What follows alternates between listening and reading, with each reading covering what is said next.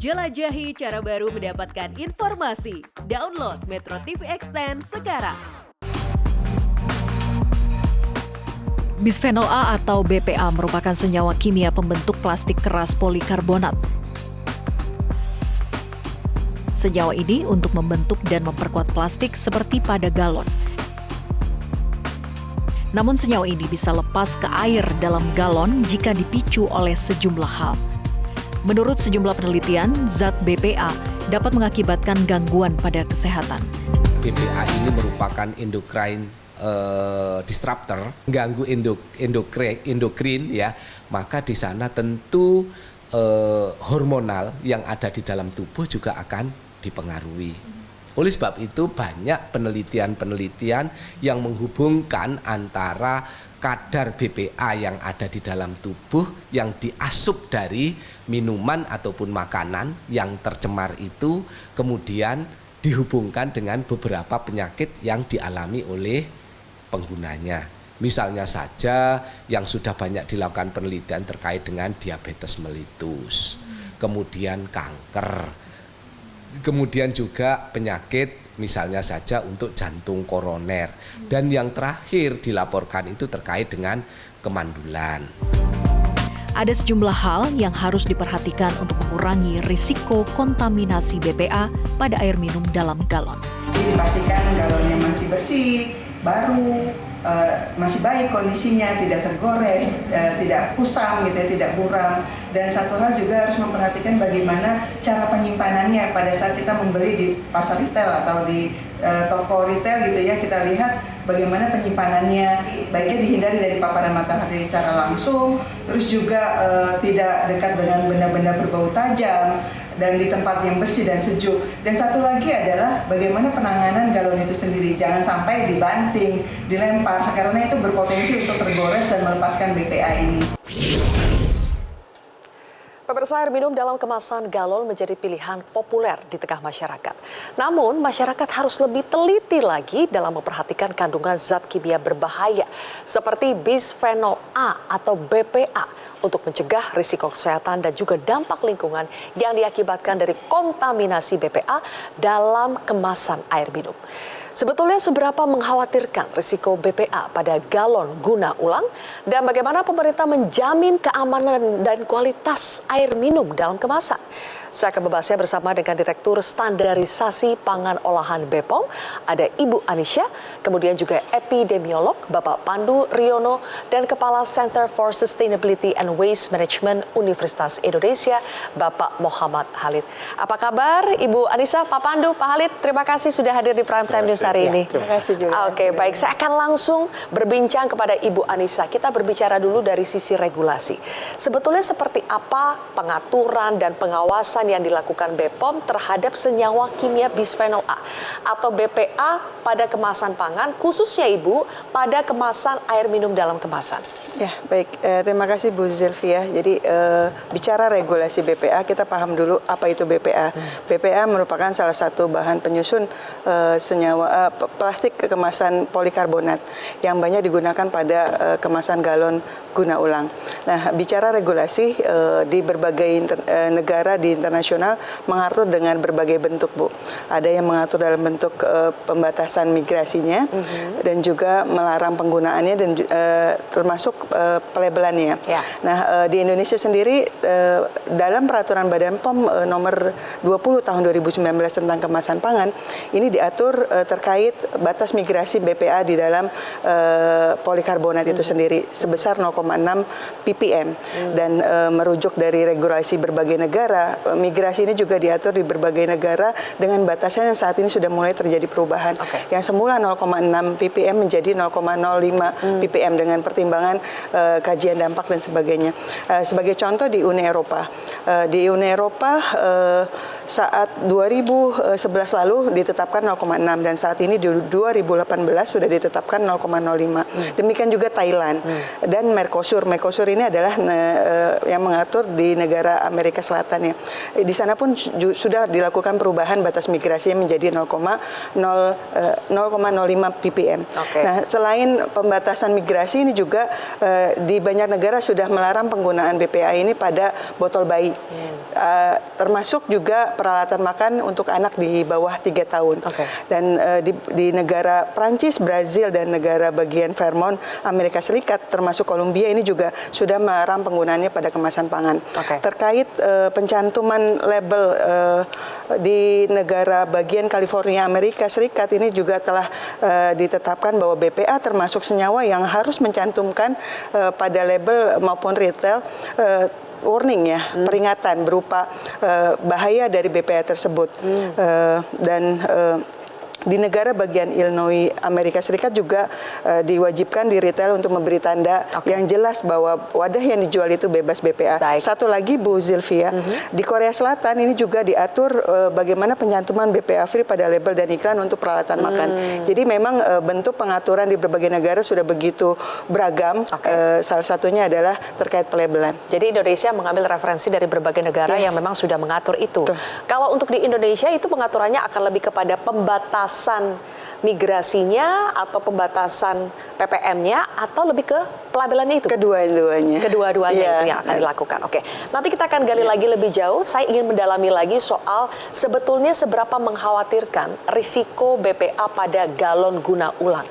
Masyarakat kita tahu pemakai galon guna ulang ini banyak sekali, tapi mungkin banyak yang tidak tahu apakah ada risiko yang mengkhawatirkan. Risiko BPA pada galon guna ulang seperti apa, Pak Pandu? Jadi yang dikhawatirkan bukan galon guna ulang ya, tapi ada komponen yang tadi disebut yang bisphenol A ya, BPA itu. Karena risiko terhadap kesehatan manusia itu luar biasa. Bahkan kita sebelum jadi manusia sudah berisiko. Artinya sejak dalam kandungan itu sudah ada potensi yang bisa mengganggu pertumbuhan janin sehingga dalam perkembangannya akan menimbulkan banyak masalah kesehatan termasuk autisme, atensi defisit ya, dan hiperaktiviti. Dan yang paling penting jangka panjang itu menimbulkan banyak sekali gangguan dalam sistem tubuh kita. Karena air kan itu tercemar dari air dan itu bisa menyebabkan gangguan organ reproduksi, penyakit endokrin, gangguan perkembangan saraf yang tadi saya sebutkan, dan kanker. Dan semua penyakit ini sekarang lagi trennya lagi meningkat. Ini disebut penyakit tidak menular, tapi trennya meningkat sekali. Dan salah satu yang kita khawatirkan karena sebagian besar dari kita yang mengkonsumsi tadi air yang disimpan dalam kemasan yang mengandung zat toksik ini secara perlahan-lahan meracuni kita tanpa kita sadari. Tanpa kita sadari. Betul. Oke, tapi apakah otomatis itu kita bisa teracuni atau sebetulnya ada proses? Nah, saya ingin tanya kepada Pak Halid di sini. Sebetulnya penjelasannya bagaimana? Proses galon yang berbahan polikarbonat, dari tadi kita singgung ya, berbahan polikarbonat yang mengandung BPA bisa sampai berbahaya bagi kesehatan itu prosesnya seperti apa, Pak? Ya, terima kasih Mbak Sylvia. Pada dasarnya yang namanya kemasan itu ya ada banyak hal yang perlu dikonsiderasi. Satu di antaranya adalah aspek dari bahan atau makanan atau produk ya dalam hal ini yang dikemas. Dan dalam konteks ini lebih kita lihat polikarbonat adalah seperti rantai yang panjang yang kalau kita analogikan sebagai tasbih yang panjang yang kemudian ada mata rantainya tadi. Dan pada saat dia di awal dibentuk, dia merupakan sebuah rantai yang sudah panjang, kemudian dibentuk sesuai dengan desain atau bentuknya. Yang kemudian rantai ini pun berpotensi untuk melepas satu sama lain ya pada saat kondisi-kondisi panas ya dengan temperatur yang relatif tinggi. Pada dasarnya pelepasan itulah yang kemudian satu diantaranya menghasilkan yang kita sebut sebagai BPA. Nah, kalau dikatakan apakah polikarbonat itu berpotensi, betul. Nah, ada hal-hal variabel yang perlu diperhatikan, ada hal-hal yang penting untuk dipertimbangkan kaitan dengan suhu tadi, kemudian dengan lama, ya, kemudian juga terkait dengan penggunaan ulang dan seterusnya. Nah, kalau kita lihat suhu ini menjadi faktor yang paling utama, karena dengan suhu yang relatif tinggi, ya, yang kemudian dari satu rantai tadi itu yang mata tasbihnya itu akan putus dan akan menghasilkan lepasan yang kita sebut sebagai BPA diantaranya. Nah, ini sangat bergantung kepada suhu, kemudian juga bergantung pula dengan berapa lama dia disimpan atau digunakan, ya, yang kemudian nanti akan bermigrasi dan kepada produk AMDK yang dimaksud tadi. Jadi kalau biasanya kita lihat, Pak, galon itu diantar dengan menggunakan truk gitu ya, truk terbuka, terpapar sinar matahari, itu bisa meningkatkan risikonya ya, Pak? Benar, benar. Ya. Sesederhana itu ya, jadi itu harus kita tahu itu. Ditambah lagi dengan ini, Mbak, ditambah lagi dengan guna ulang. Ya. Pada dasarnya tidak ada masalah dengan guna ulang, hanya karena faktor tadi, ya, ada faktor suhu, ada faktor waktu. Dengan guna ulang ini memperlama atau memperpanjang waktu itu sendiri, dan paparan terhadap sinar matahari atau panas itu makin besar, sehingga potensinya akan jauh lebih agitatif atau lebih makin besar. Pada air galon guna ulang ya. Ya, ditambah lagi juga ada faktor lain rupanya yang ikut mempengaruhi yang kita sebut sebagai keasaman atau pH. Nah, pada saat diguna ulang itu kan pasti dicuci dan seterusnya, menggunakan satu diantaranya ya sejenis deterjen, di mana deterjen itu banyak menghasilkan diantaranya meningkatkan ada hubungan terkait dengan keasaman, ya, dengan panas, dengan air, maka berpotensi sekali terhadap hal tersebut. Apakah karena semua yang disebutkan oleh Pak Khalid ini akhirnya BPOM ini menjadi latar belakang sampai akhirnya disusun regulasi pelabelan risiko BPA pada galon guna ulang, Bu Anissa? Betul, tadi Pak Pandu dan Pak Khalid sudah menyampaikan beberapa informasi yang menjadi latar belakang kami mereview regulasi yang ada. Jadi satu hal, isu BPA ini bukan lagi isu nasional saja, sudah menjadi isu global. Sebagaimana tadi saya sampaikan di awal, regulasi sudah banyak yang melakukan revisi gitu ya. Nah, salah satunya juga adalah kajian dari EFSA, ini Otoritas Keamanan Pangan Eropa ya, yang sudah melakukan review terhadap tolerable daily intake. Jadi asupan harian yang bisa ditoleransi terhadap BPA ini. Semula di tahun 2015 ditetapkan TDI dari BPA ini sebesar 4 mikrogram per kilogram berat badan per hari. Dan pada tahun ini 2023 bulan April lalu sudah ada pemberitahuan dari EFSA bahwa TDI ini sudah ditetapkan yang baru dengan nilai 0,2 nanogram per kilogram berat badan per hari. Nah, ini artinya apa? Nilai dari TDI yang baru ini adalah 20.000 kali lebih rendah. Jadi kita tahu asupan harian yang bisa ditoleransi menjadi begitu lebih ketat gitu. Nah, ini jadi salah satu yang melatar belakangi juga kenapa kita juga akhirnya melakukan review terhadap regulasi yang ada. Nah, tadi selain dampak kesehatan yang sudah jelas disampaikan Pak Pandu, terus juga resiko terjadi pelepasan BPA selama proses distribusi. Ini diperkuat dengan hasil pengawasan Badan POM selama sejak 2021 ya, semester 2 dan 2022 ini terjadi peningkatan yang cukup signifikan terhadap migrasi ini, data yang kami miliki. Jadi cenderung mengkhawatirkan karena hasil ujinya ini adalah ada di kisaran 0,05 sampai 0,6 ini cukup tinggi gitu. Dan ada juga yang sudah melebihi ketentuan yang ada yaitu 0,6. Jadi di atas 0,6. Nah, inilah yang menjadi dasar kami melakukan review. Satu lagi juga kita tahu air itu adalah kebutuhan pokok semua kelompok usia gitu kan ya. Nggak ada yang nggak boleh minum air gitu ya. Malah justru disarankan kalau berdasarkan Permenkes tentang angka kecukupan gizi yang dianjurkan oleh masyarakat Indonesia, justru ada minimal yang harus dikonsumsi. Jadi air itu kebutuhan pokok. Yang kedua, air dikonsumsi oleh segala usia, baik yang sehat maupun yang sakit gitu ya, dari anak-anak, bayi, anak-anak, ibu hamil, menyusui, sampai lansia gitu. Ini juga pasti akan mengkonsumsi air. Jadi ini hal yang begitu krusial untuk dicermati. Data yang kami miliki, Ibu, sebagai informasi bahwa volume produksi AMDK galon per tahun ini yang kami dapat dari Aspaden juga ini 21 miliar per tahun. Besar sekali dan jumlah produk terdaftar pun juga cukup besar di Badan POM. Jadi ada sejumlah 5,27% dari produk terdaftar keseluruhan dan 23%-nya adalah berbahan polikarbonat. Nah, itulah yang menjadi dasar kami melakukan review. Akhirnya kami melakukan revisi, upaya merevisi regulasi yang ada, Bu, yaitu tentang tadi kemasan, migrasinya akan kami tinjau kembali karena tadi saya ceritakan di awal negara banyak sudah rubah menjadi 0,05. Demikian juga di dalam rencana revisi kami migrasi akan kami perkecil menjadi 0,05, mempertimbangkan tadi nilai TDA yang sudah terjadi perubahan yang begitu signifikan menjadi lebih ketat. Yang kedua adalah terkait pelabelan. Nah, untuk pelabelan ini tadi kami seperti yang disampaikan Pak Khalid, bahwa di dalam rencana pelabelan ini untuk air minum dalam kemasan itu nanti ada kewajiban untuk mencantumkan peringatan simpan di tempat bersih dan sejuk, hindarkan dari matahari langsung dan benda-benda berbau tajam. Ini berlaku untuk seluruh jenis kemasan AMDK. Nah, khusus untuk yang mengandung yang menggunakan kemasan polikarbonat ini perlu mencantumkan tulisan berpotensi mengandung BPA. Itu yang kami akan coba kurang lebih akan seperti itu ya Bu, regulasi yang diatur untuk pelabelan itu ya. Oke, saya ingin tanya nanti kepada Pak Pandu dan juga Pak Khalid, urgensi kalau kita lihat background yang sudah dipaparkan oleh Ibu Anissa seperti apa? Apakah ini membuat regulasi untuk pelabelan risiko BPA yang sedang pemerintah godok saat ini itu menjadi semakin urgent lagi? Kita akan bahas pemirsa, usai jeda. Masih asing itu Pak, belum tak paham dengan itu. Kami orang awam hanya ketika butuh air minum ya udah mesan yang praktis galon gitu saja. Ya kalau BPA free itu kemasan atau minuman yang layak dikonsumsi ya. BPA free itu plastik Pak, yang tidak mengandung sel karsinogen Pak, kanker Pak.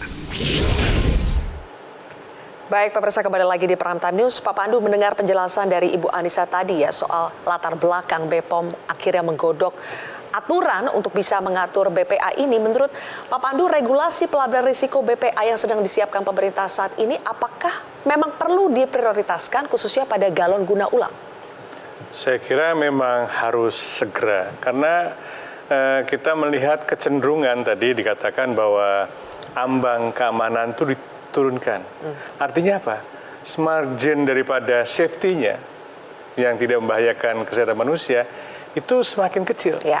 Jadi semakin berbahaya. Kita semakin tidak bisa mentolerir. Betul. Ya Pak ya. Jadi dengan demikian maka kita juga mengalami bahwa hasil tadi laporan uji petik di lapangan ternyata lebih daripada kadar yang seharusnya, dan kita juga melihat bahwa kecenderungan tren kesehatan penduduk di Indonesia itu penyakit tidak menular atau non-communicable diseases ini semakin meningkat.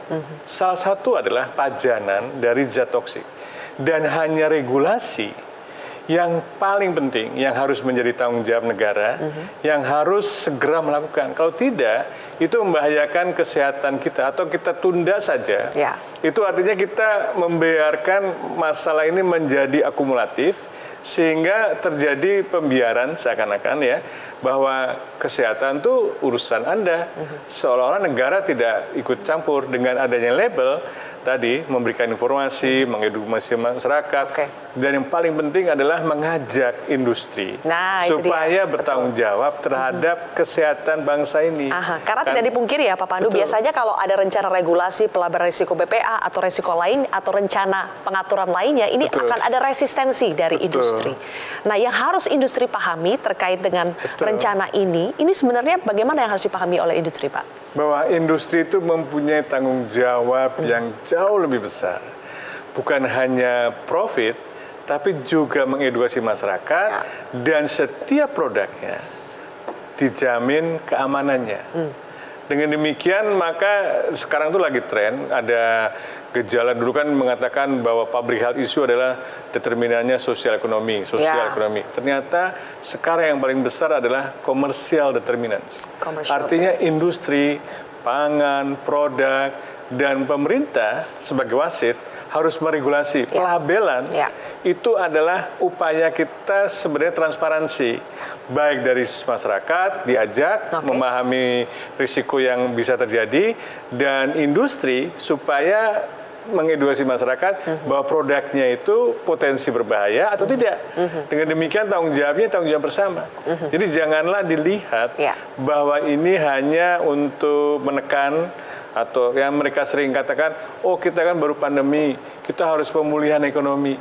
Tidak ada lagi pelajaran dari pandemi, bukan pilihan pemulihan ekonomi atau kesehatan. Kita memikirkan secara bersama-sama. Kalau kesehatan terjaga, ekonomi akan kembali bangkit. Itu yang paling penting. Oke, baik. Pak Khalid, kita sepakat ya kalau ini adalah tanggung jawab bersama tidak hanya industri tapi juga masyarakatnya juga harus diberikan awareness. Kalau menurut Pak Khalid, dengan memberikan label pada kemasan galon plastik polikarbonat nanti, apakah itu bisa otomatis meningkatkan kesadaran masyarakat? Ya, terima kasih Mbak Silvi. Ya, tentunya dalam hal ini banyak hal yang perlu diperhatikan. Dan kalau menurut saya, pelabelan ini merupakan sesuatu hal yang sangat-sangat urgen. Terlebih lagi ada transparansi tadi. Sisi lain pula, masyarakat kita perlu ada edukasi. Dan salah satu kewajiban dari stakeholder terlebih dalam hal ini adalah sebagai produsen adalah memberikan edukasi kepada konsumennya. Dan dalam hal ini pemerintah pun memberikan arahan-arahan terkait dengan hal tersebut. Dan saya pikir ini adalah suatu hal yang mesti segera untuk dilakukan. Di sisi lain pula dari sisi produk sekali itu, sisi materialnya itu sendiri banyak opsi-opsi yang bisa dilakukan, skema-skema yang bisa dilakukan. Dan saya pikir akan banyak sekali terbuka ya masalah-masalah teknikal yang dapat didiskusikan di kemudian hari melihat dan menanggapi dampak dari pelabelan ini. Ya. Dan di dalam banyak hal di literasi yang sudah ada kaitan dengan polikarbonat menghasilkan BPA itu sudah ratusan dan saya pikir tidak perlu ada dialog yang lebih lanjut lagi karena terlalu banyak hal yang lebih prioritas untuk kita lakukan dan paling ke depan apa yang mesti kita lakukan. Dan salah satu hal yang cukup menarik dalam hal ini adalah dengan berkembangnya penggunaan ulang ini sampai setelah dia diguna ulang selesai dengan umur dengan desain tertentu katakanlah sekitar sekian tahun, kemudian dia akan dicacah menjadi bagian-bagian kecil. Nah setelah itu akan dibuat lagi menjadi galon. Ini sangat-sangat membahayakan sekali ya dilihat dari sisi ilmiah untuk terkolerasi dengan yang berhubungan dengan BPA itu sendiri. Dan biasanya produsen-produsen itu pun sendiri mereka juga mengantisipasi bagaimana agar warnanya yang yellowish atau kekuningan itu dapat tercover, ditambahkanlah yang disebut dengan optical brightening agent. Makin meningkatkan dan itu pun lagi itu ya. berpotensi pula. Kalau begitu terakhir Pak Khalid, rekomendasi dari Pak Khalid dari Center for Sustainability and Waste Management kepada pemerintah, apa yang harus dilakukan pemerintah yang saat ini sedang mengatur pelabelan air minum dalam kemasan? Baiknya supaya masyarakat lebih langsung paham itu seperti apa pengaturannya? Yang jelas edukasi penting, edukasi di semua pihak, terkhusus dalam hal ini adalah dalam pemerintah yang kemudian disokong oleh produsen-produsen. Dan tentu dalam hal ini adalah kerja yang harus bersama-sama. Kami dari sisi akademisi, peneliti juga punya kewajiban untuk itu. Dan terkait dengan solusi ke depan, yang seandainya nanti penggunaan polikarbonat ini untuk kemasan AMDK ini dibatasi, penggunaannya, lamanya, menimbang risiko-risiko tadi.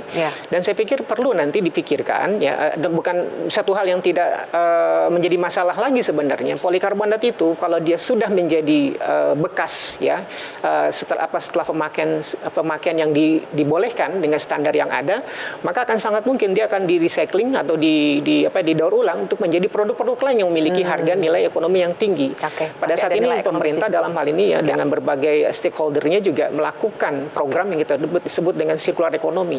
Dan saya pikir nggak ada masalah yang menjadi signifikan kecuali kalau seandainya kita agak sulit untuk berdialog dalam hal ini. Baik. Terima kasih Pak Khalid. Terakhir ke Pak Pandu sebelum saya ke Bu Anissa untuk penutup.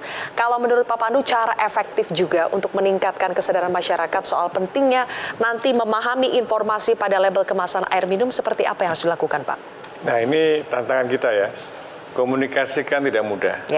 Pemerintah sudah mewajibkan banyak dari Permenkes, bahkan juga ada keputusan Badan POM untuk label, terutama label makanan dan sebagainya. Seringkali label itu hanya isinya angka-angka saja. Misalnya gula sekian, sekian, sekian. Masyarakat nggak baca, ya kan? Jadi harus ada cara yang lebih mudah, misalnya dengan warna. Kalau di luar itu saya lihat tuh makanan sudah ada di warna tuh, Nutri-Score. Kalau nilainya 4, A, warnanya hijau, bagus, aman, dan sangat bermanfaat untuk kesehatan. Nah ini juga demikian. Maka bukan hanya itu, tapi juga warna merah, biru, atau angka, itu lebih mudah dicerna oleh masyarakat. Karena masyarakat yang memutuskan, apakah saya pakai produk ini, atau saya pakai produk lain. Ya, dengan demikian masyarakat diberikan tanggung jawab untuk membaca label.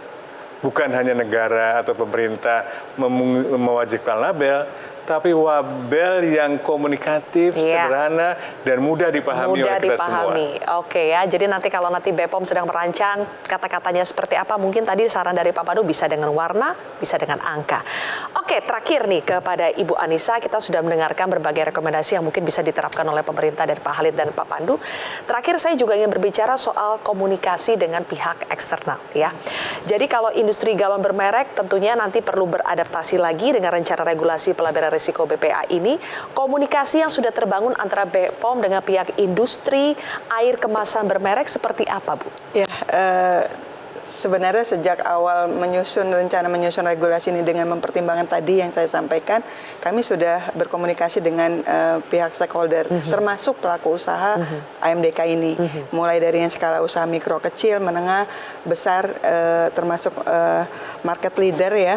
Kami sudah lakukan termasuk asosiasi GAPMI, Aspadin, Asparminas, dan pelaku usaha pastinya memahami rencana pelabelan ini, Bu.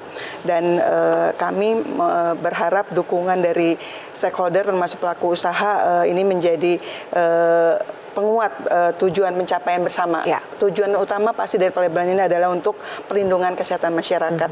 Jadi dengan adanya dukungan, saya yakin nggak bisa Badan POM berjalan sendiri, tadi disampaikan oleh para narasumber, ini kerjasama semua pihak. Jadi ini sangat butuh kerjasama.